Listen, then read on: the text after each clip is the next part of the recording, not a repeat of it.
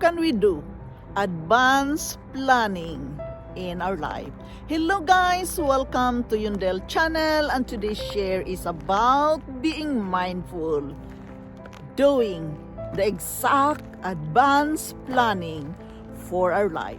Many of us is not aware about it, that it is very important that we can plan our life in advance. It gives us a better week.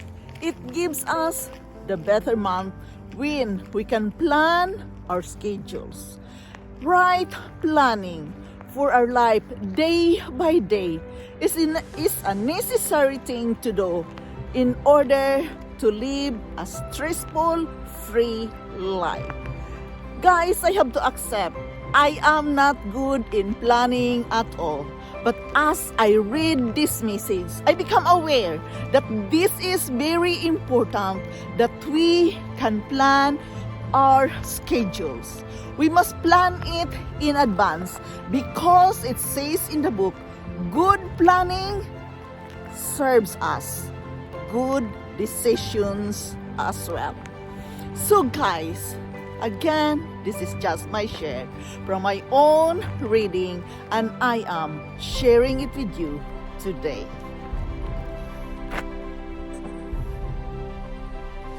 First of all, we must acknowledge that planning ahead in life is important. Why? Planning ahead is an important aspect of dream achieving process. By planning ahead, we become proactive and foresee issues or roadblocks that may come on our way, and therefore plan the actions to avoid the roadblocks or face them confidently. It is very important, guys, that we are aware about it. Having a good advanced planning in our life, it gives us an easier, stress-free life. It says here in the book, good plans shape good decisions. Note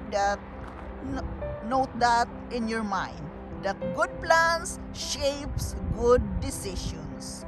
We must plan for a better week or a better month by practicing a morning routine. Believing every day starts the night before. Nighttime routine is also important in a similar manner we do just before returning for the night. It's also important, guys. The morning routine and the evening routine before going to bed is also important in planning advance in our life. We must prepare our daily to-dos, the outfits, the meals, the exercise, reading, and creativity. We must make a habit in planning in advance. We build to-do lists around our goals. We have a single daily priority. We must plan with productivity method. We must choose a planning in a correct way. We must have a plan with a productivity method. We must choose a planning tool. We must stick with our plan. It is very important when you can write it down and plan what will be your schedule this week, what will be your schedule next month. You are writing it down.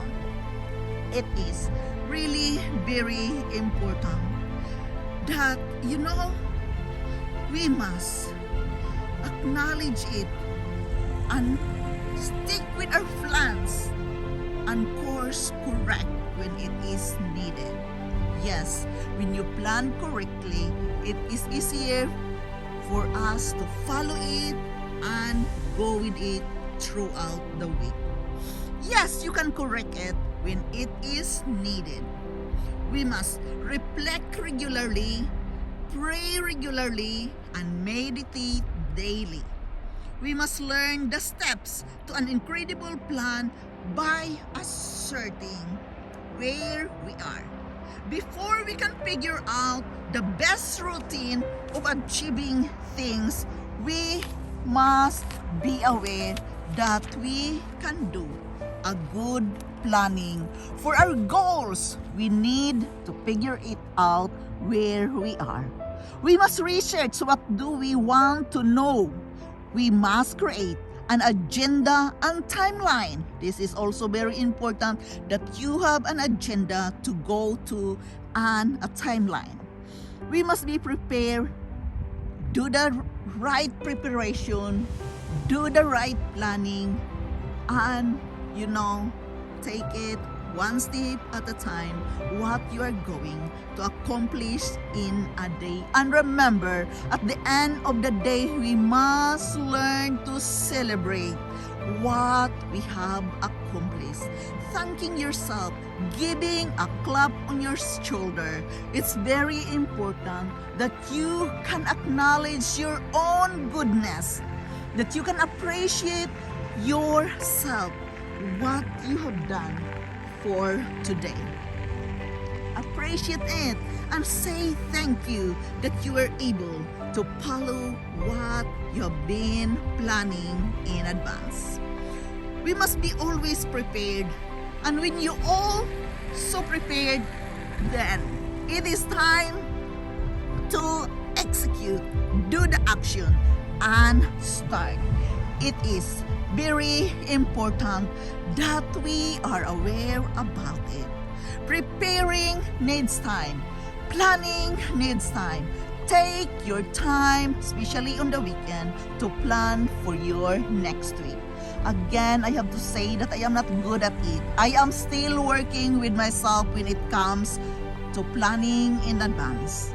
Because, I really don't like to plan, guys. I just like to take one day at a time. Live in the now, taking one step at a time. And come what may, I always be prepared whatsoever will come that certain day. We must be prepared, as the book says, and execute it when you are ready for it. And when all the planning and preparing are very well done, then it is time to start. Start it. Be cautious what you are doing. Be aware, and let your mindset work with it as well. It becomes easier with all the planning, with all the preparation, what you're going to do for next week. It becomes easier when you are working with your mindset as well. It is very important that you can acknowledge to yourself how good you are in your own advanced planning. Appreciate yourself. You're good at it. Give a clap on your shoulder that you are doing that good thing. Why this is important as well? Because you are appreciating your own goodness. It is also about loving yourself. You love what you're doing, then you have to appreciate it, what you have been accomplished for today. And of course, we must be flexible and enjoy the journey. It is very important, guys, that we know and acknowledge that we are enjoying our life journey. How can we do advanced planning for our life, guys? Again, for me, I'm still working with it, and of course, the journaling, the writing it down is very important. So I did it in a certain style, my own way, my own style of planning my week.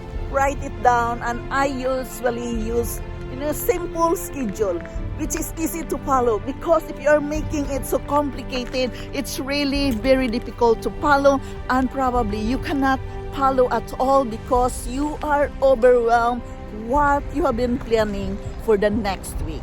So guys, take it one step at a time. Learn to do it properly. Do the correct preparation when you are doing the advanced planning for your week and even for the next month.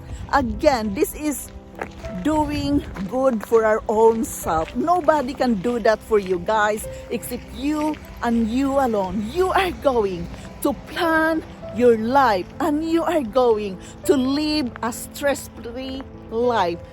It must be a good life when we can plan our life. Plan it in advance, as the book says. Good planning shape good decisions. So guys, again, this is Yundel. Thank you so much for following. Thank you so much for supporting me here in my life journey. I am forever grateful to each and every one of you. Thank you so much, guys, and I love you all, and bye-bye.